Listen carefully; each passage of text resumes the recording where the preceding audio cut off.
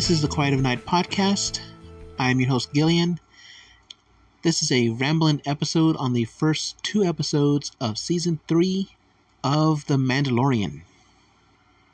I just watched the newest episode of The Mandalorian, the second episode of the 3rd season, and I think I'm starting to get interested in what they're doing this season. The first episode left me kind of wanting for something, which I think it left me wanting for the Mandalorian to have accomplished something. In the first episode, it recaps what happened in Book of Boba Fett, and then he goes to get IG 11, or is it 88? He goes to get the IG droid, and he fails to get that. He fails to get it because it's broken. There's a little action scene of him having to kill the Terminator assassin droid. There's a little bit of comedy with the little droid technicians. And then he goes to talk to Bo-Katan and just says that, he's going to go to Mandalore. And, she's kind of like put off by that. And then the episode ends. Nothing really accomplished in that episode as far as I can tell. This second episode begins with him going to Tatooine and getting R5-D4 from Peli, and basically getting a droid that can do the atmospheric analysis that he needs to make sure that Mandalore is safe to breathe on, which I think this scene, the first episode would have been better served if this scene had been part of the first episode. If we had ended on him getting the droid, that would have been something. It would have been an accomplishment, and from there he could have been on his way to Mandalore. Instead of it being the cold open for episode 2. Episode 1 could have started with him, arriving at Mandalore. And I don't really understand the logistics of going to Bo-Katan, he says, I know Star Wars is not, super tight on what, where systems are and how long it takes to travel to places. But it doesn't feel logical for him to go to Bo-Katan, who is in the same system as Mandalore, then go to Tatooine to get the droid, and then come back to Mandalore, which is in the same system as Bo-Katan. It just feels like a little back and forth that maybe he could have gone from Navarro to Bo-Katan, Navarro to Tatooine, and then to Bo-Katan, and then to Mandalore. Maybe that would have felt a little better, I think. A little more logical. I don't know. But yeah, this new episode is really good. He goes to Mandalore. He gets captured by something that is really weird. Some kind of weird... it's like some kind of like nesting doll of robots. Because you have the giant like arachnid crab robot at first, and then out of that crawls some sort of spindly humanoid-ish robot that seems to be part organic. And then when that gets killed, the head of that is able to take off on its own and control the giant crab. Presumably it's finally dead, though, because We saw its eyeball like go out or something. I don't know.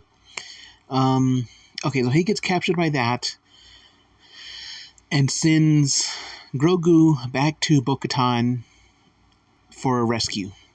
She comes, she rescues him, uses the lightsaber in a beautiful action scene. I love that Din struggles so much with the dark saber. He struggles so much with the dark saber. It's practically like a lead. He's always angled down with it, like barely holding it off of the ground. But Bo-Katan is swinging it around like nothing. It's definitely like a. It's definitely, you know, the sword has chosen its wielder, even if the people who are owning it, are too stupid to figure that out. But yeah, she comes back. She saves Din. After a little back and forth, she decides to lead him down to the living waters of Mandalore. And, you know, kind of like gives a little history about it, talks about the old ways, and they connect a little bit on the traditions in a kind of a roundabout way. She sees them as useless and kind of like outdated, performative. Din sees them as a connection to the history of Mandalore, and I think she kind of like maybe sees his point of not kind of she's kind of starting to see that the children of the Watch aren't necessarily misguided cultists. That they're clinging to the only thing they have left, you know, which is the traditions that they've created to reinforce their cultural identity. She takes him down to the waters. He steps into the waters, reciting the creed, and it's unclear if something grabs him or if he just like steps off the edge of the steps into the depths. It's unclear. I thought something grabbed him, but there was nothing for her to fight. And it looks like maybe that's just he just stepped off the edge, which I feel like I don't know why he would do that. But she dives in after him, she saves him, and on her way up encounters a gigantic beast, which I can only presume is the mythosaur, the creature of legend that was tamed by the original of the first Mandalore. Saves him, and that's where the episode ends. Which I feel like in this episode, Din accomplished something. He got to the waters.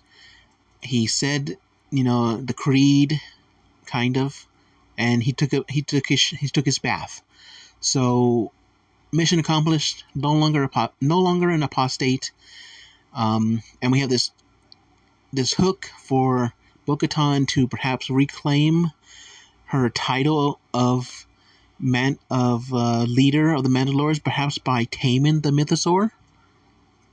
You know, that's interesting. So yeah, this episode is getting me a little more interested in what's going on this season. Grogu is also very interesting because I feel like this season might end with him being like formally inducted into the Mandalorian culture. Because I feel like Din is giving him like little lessons about, you know, about how to navigate the galaxy, and you know what it means to be a Mandalore. And he's starting to come into his own as a fighter. I mean, he wasn't able to fight the giant crab thing. He wasn't able to free Din from the trap, but he on his way out he did like punch one of those things. I forget what they're called. Some sort of like man beast that was apparently on the outskirts of the cities, and now they're like invaded. They're basically Morlocks. They're basically Morlocks living in the cities now, in the underground cities, and you know he's doing his little flips. He's walking a little faster. He's doing forced things without passing out. Because we saw that in the first episode too, where he was just kind of like casually spinning himself in a chair by force pushing against the desk or something, and very casually picking up little like berries from some sort of little bowl. So he's got a greater grasp on his powers. So I wouldn't be surprised if, like, at the end of the season, he takes the Creed. I can't imagine what a tiny Grogu helmet would look like.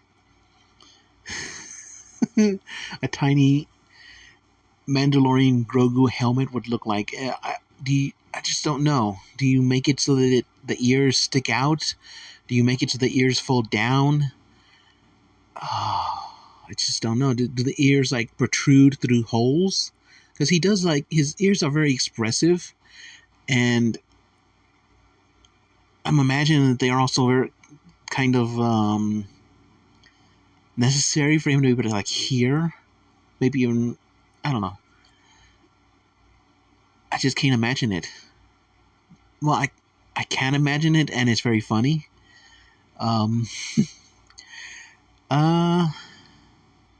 This episode, so this season it started off a little rough with episode 1. Episode 2 is picking up. I just hope they can keep building this my interest. Well, I mean, I say my interest, but I mean, like, I hope in general there's more accomplishments or outright defeats, which I guess episode 1 has a defeat. It doesn't end on a defeat, though. It just ends on him being told to go away by Bo-Katan. Go do whatever silly cultist stuff you want to do, she says, basically. And that's how the episode ends. Episode 1.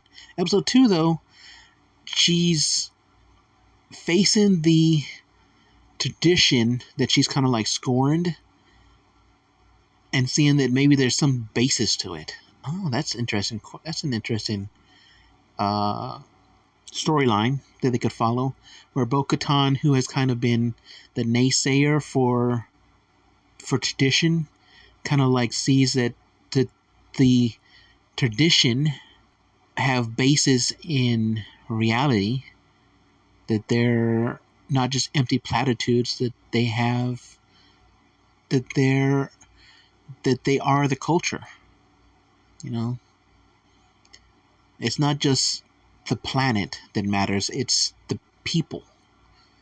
Oy, getting a little Asgard is not a place, it's a people kind of vibes here, maybe. Which wouldn't hurt. Wouldn't hurt to kind of bring in some of that. So yeah. Those were my thoughts on the first and second episodes of Mandalorian, Season 3. If you want to send any questions or comments my way, send them to quietofthenight.podcast@gmail.com. I have been your host, Gillian. Have a good night.